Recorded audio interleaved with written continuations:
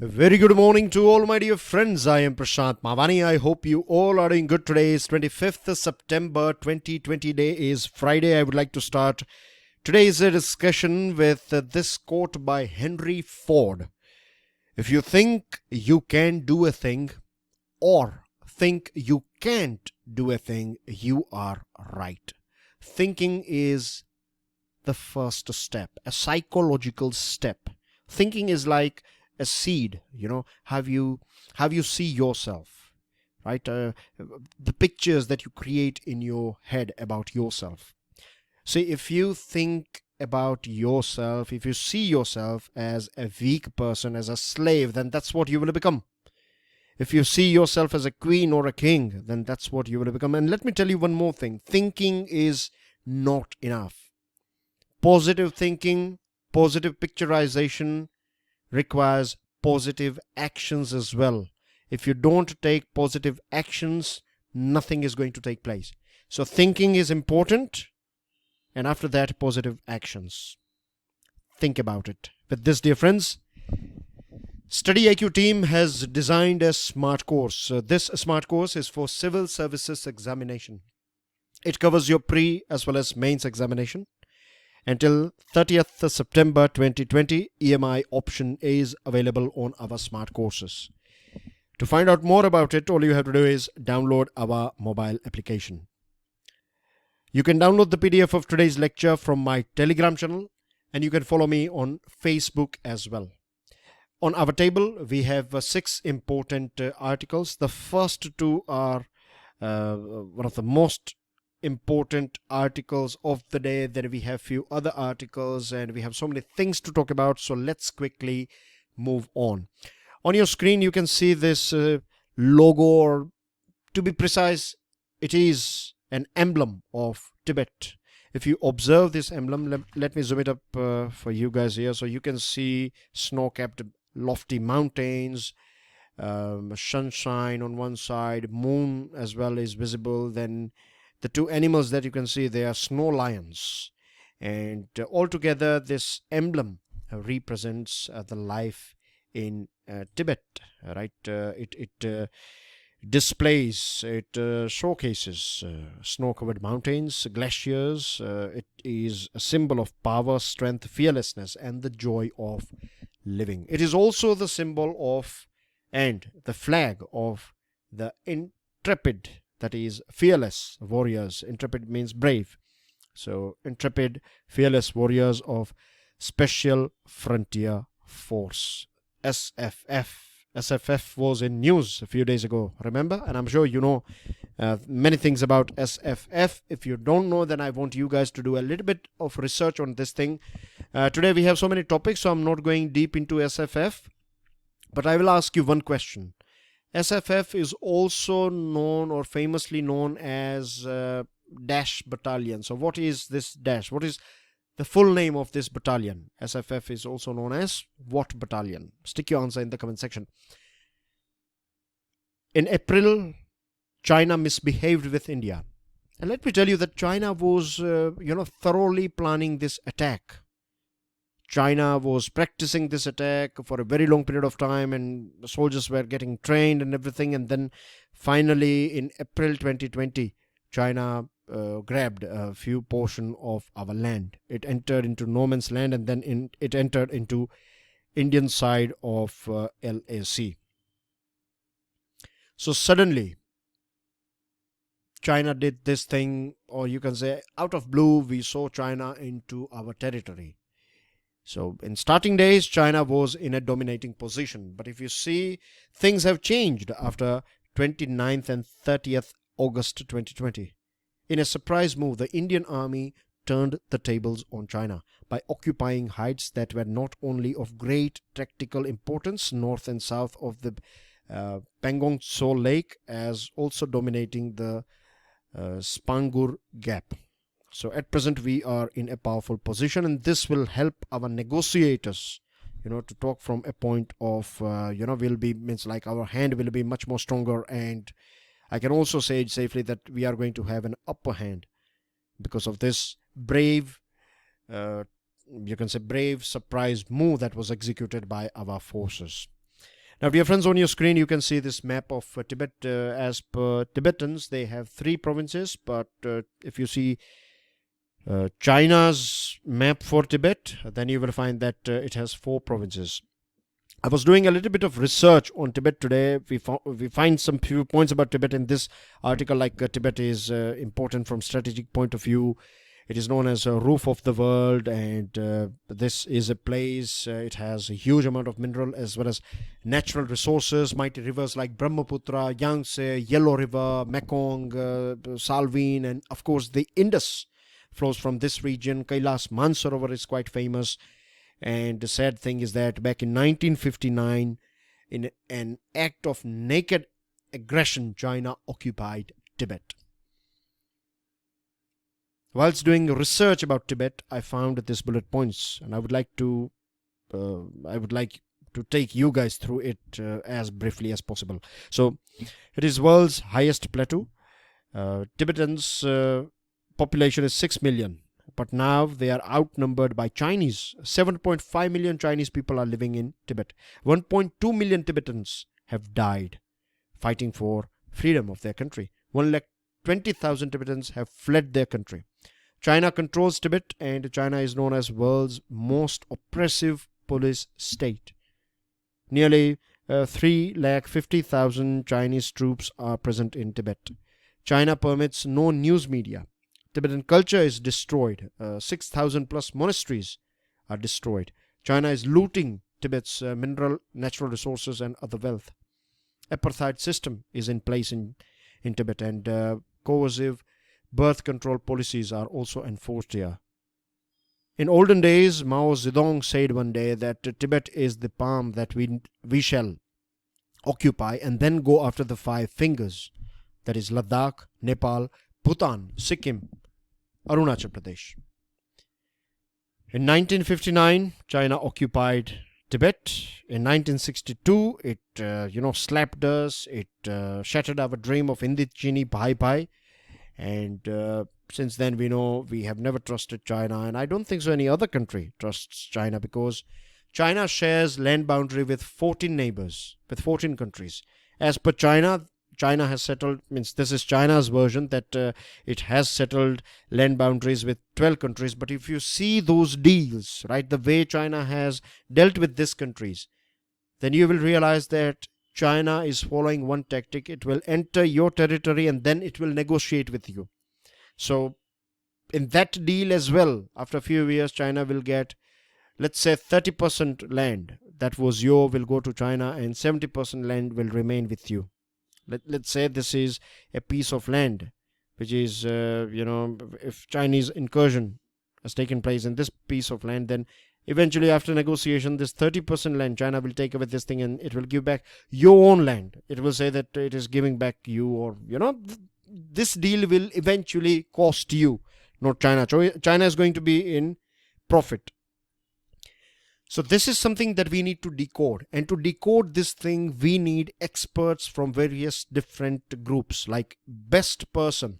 Right? If we have an expert from Indian Army, from Indian Navy, from Indian Air Force, bring some diplomats, bring some intelligence service officers, retired or incumbent, cyber technology guys, cartographic service people, right? Make a team of best people and assign them with this task to create a long-term, medium-term and short-term strategy, because this thing is going to continue for a bit of time. So if we are expecting that we will sort out things in few weeks' time, then that's not going to happen. China is a big disease and it is going to stay. So we have to live with it, but at the same time we need to have milestones. We need to set milestones, short-term, medium-term and long-term, and then we need to stick to it. And of course we can do appraisal. So if, let's say, after a few months time, if we find that we need some changes in our tactic or strategy, then we need to do it. So we need to continuous improvement, and this is going to be a learning experience for our country as well, because I think this is going to be the last time. I don't think so we will make any mistake in future at all. We will never trust China from now, I think. With this, dear friends, please make sure that you share this lecture with other students. Hit the like button if you have learned something from today's discussion, And don't forget to subscribe to our YouTube channel.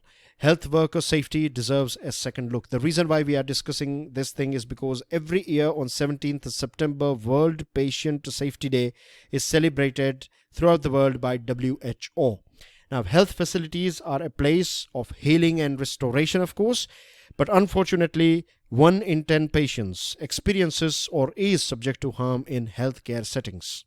The reason behind it is untrained staff, or many a times they are too tired, or your overall structure is not up to the mark, and so many other things we are going to learn about today.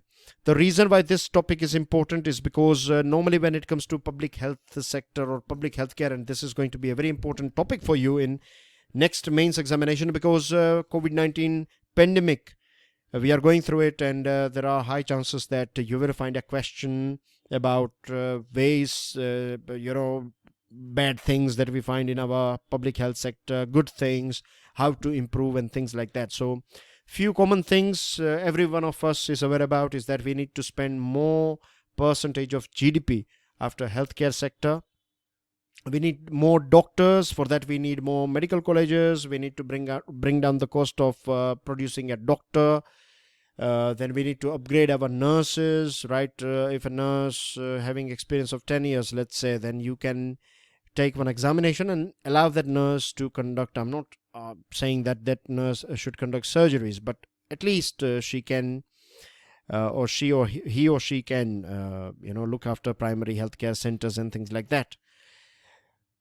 There are other points like medical devices. We need indigenization in it. We need to produce more medicines. More research is required. Infrastructure. These are some common points, dear friends, right? This is a quick revision for you. Very important topic, remember.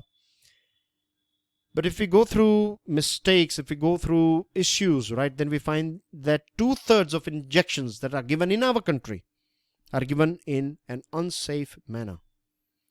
So if we want to look after patient safety, we need to look after health worker safety. This is 2020's theme on your screen. So if you want to improve patient safety, you need to look after healthcare worker, and you need to look after the safety of this healthcare worker. Because if a person is tired, if that person is exhausted, mentally not fit, exhausted and burned out, then that person is not going to be precise. Chances are that he or she is going to make more mistakes.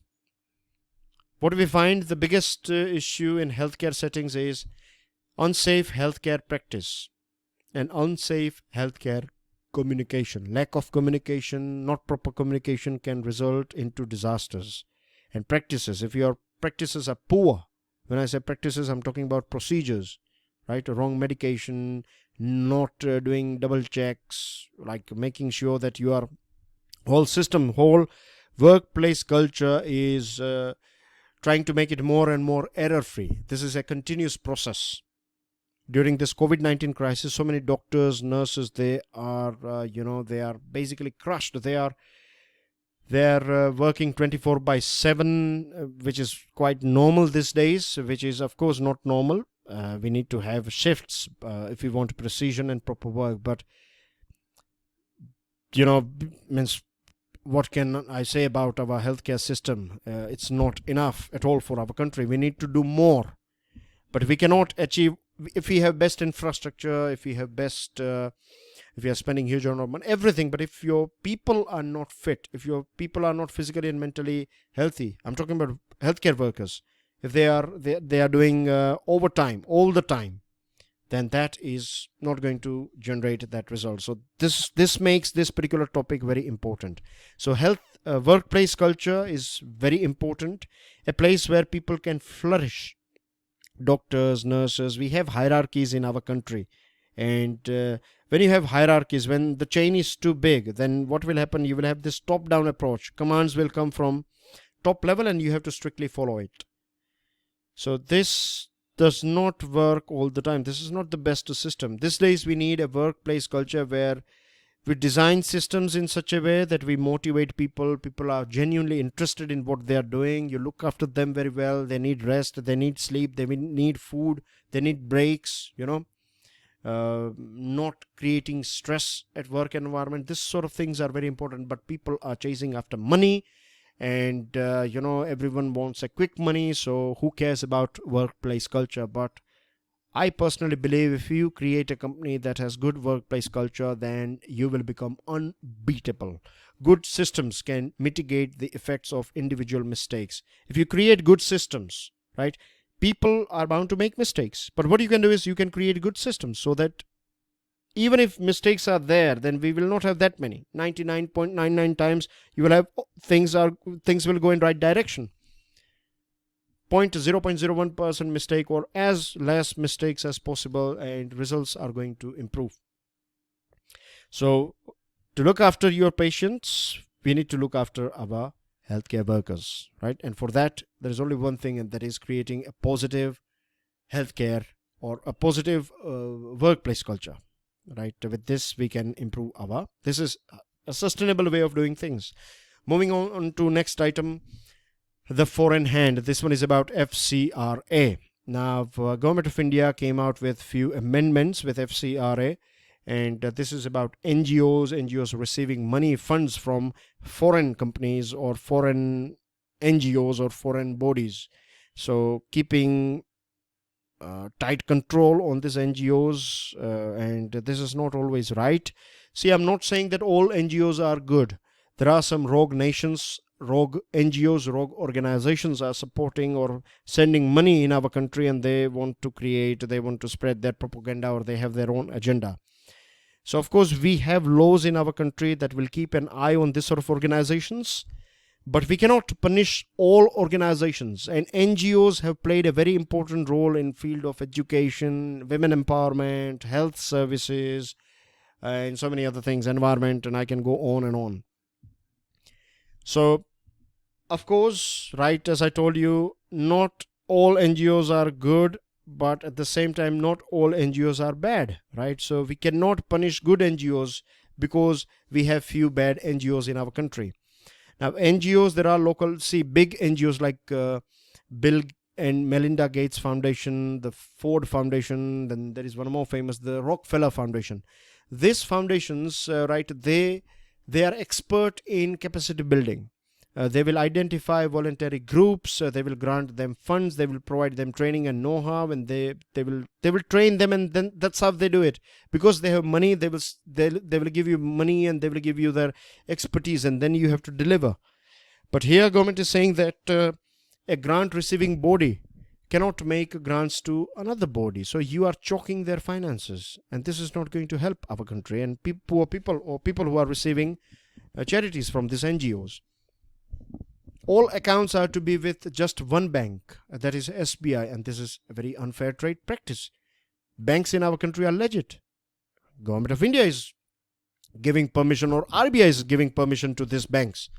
So I can open a bank account. If I'm an NGO, then I can open bank account in any bank that I like, right? You need to have a proper robust system to check my transactions.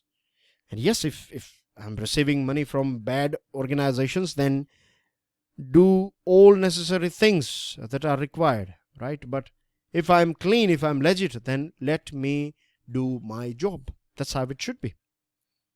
On the other side, we promote Vasudeva Kutumbakam. We believe that the whole world is one family. But when other family members from other countries, if they are supporting us, and if this money is genuinely used for good things in our society, then why we should create this sort of blocks? So that's basically everything about this article. Then we have terms of disengagement. This one is about India and China. We have to be very brief here. On 21st September, a new agreement took place at the 6th round of Corps Commander talks since June. This was the 6th round. India and China have agreed to stop sending more troops. It will all depend on China's implementation. If China misbehaves, then India will retaliate. It will give befitting reply to China. But if both nations, particularly if China follows this agreement, then it will definitely hit this pause button.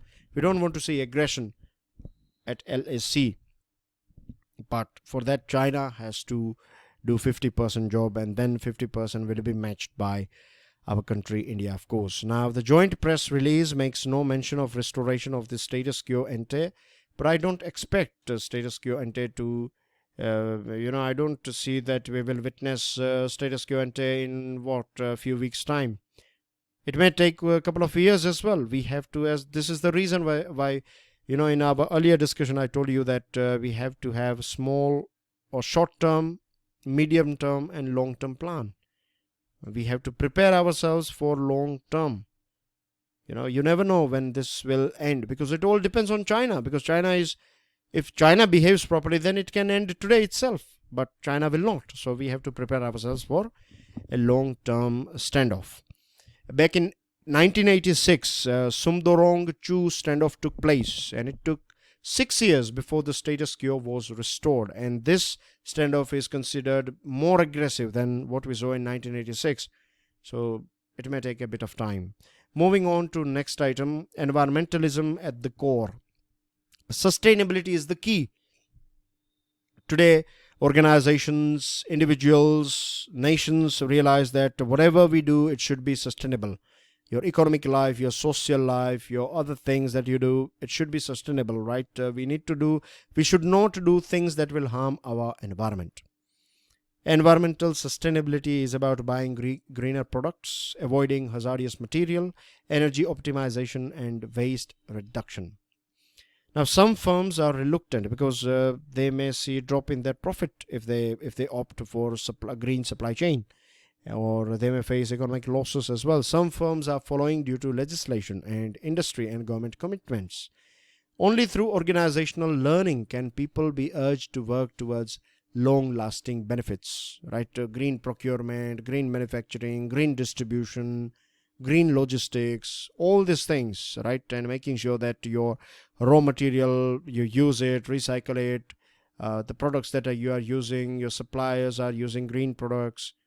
Your customers will eventually ask for green products if you start supplying them. So green supply chain is not that easy to build, but once you build it, then it will help you. In short term, you may find your profits may go down, but there are various different researchers. Research is indicating that in long term, these companies will create higher economic performance. Drawing linkages between green supply chain practices, corporate environmental performance, corporate economic performance, and the dimensions of learning organizations in firm is necessary for an organization's progress and environmental protection in society. Understanding this inevitable links will enable managers and experts to shape their organizational values, work practices, and performances for the greater good of society. So organizational learning dimensions is something that we need to follow. When we say what is organizational learning dimensions, when an organization will learn, when it will identify that green option or green supply chain is something that it should build, then gradually it will start building it. It will learn things from it. The customers will take pride in buying things from this organization that is looking after our environment. And then it will create culture. Other organizations will learn from it. And when you are making profit, at the same time you are keeping your environment clean, and you are keeping your client happy, then that's a win-win situation. But for that you have to continuously improve your operations, but this is achievable, and we cannot enforce this thing. Of course, we need to have rules and regulations, but government should create an environment in which organizations will be inclined to adopt more green ways of doing things. Then we have deliver offsets. CAG. CAG is Controller and Auditor General of India, has slammed French firms Dassault Aviation and MBDA, the main companies in the 59,000 crore contract for 36 Rafale fighter jets. Now, there is a thing called offset clause. So this Rafale deal, Rafale fighter jet deal, it has this 50% offset clause. So that means this French companies, they will spend 50% of 59,000 crore rupees, that is 29,500 crore rupees. They will buy things, or they will spend this money in our country. So what they said is that out of this 29,500 crore rupees, 30% of this 29,000, so let's say we are talking about somewhere around 9,000 crore rupees. So they will spend this 9,000 crore rupees in supplying high technology to DRDO, and this technology can be used by DRDO for making weapons and things. But so far DRDO has received nothing from these companies. It was part of this offset clause, but these companies, they have not followed their they have not followed the things that they have not delivered, basically.